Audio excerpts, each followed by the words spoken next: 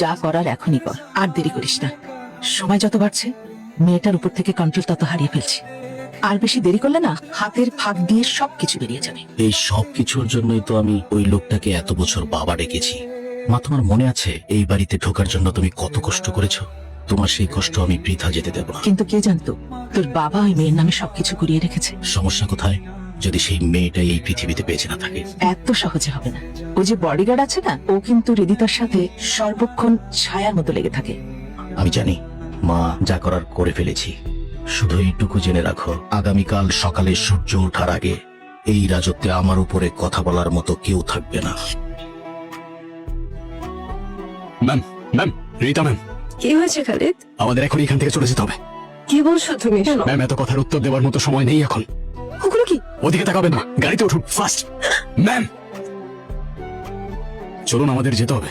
Ma'am চলুন, আমাদের দেরি হয়ে যাচ্ছে। আমি তোমাকে সে কখন থেকে জিজ্ঞাসা করে যাচ্ছি, কোনো উত্তর দিচ্ছ না কেন তুমি? ওই লোককে কেন করছো?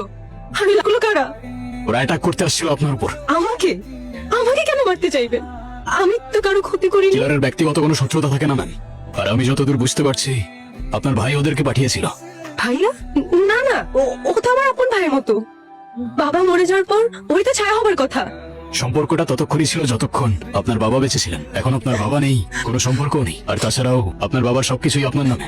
তার এই বিশাল সম্পত্তি আর সাম্রাজ্যের সামনে আপনার প্রাণের কোনো ভ্যালু নাই তাদের কাছে। সম্পত্তি?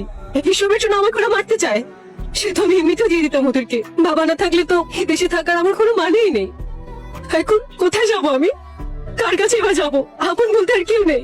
যতক্ষণ আমি আপনার সাথে আছি আপনার দুশ্চিন্তা করার কোনো কারণ নেই ম্যাম। আপনার সেফটি আমার দায়িত্ব, ভয় পাবেন না। চলুন। মা, মা, মা, কোথায় তুমি? মা, মা, বাবা, কেমন আছো মা? কই এসো। হ্যাঁ, আসছি।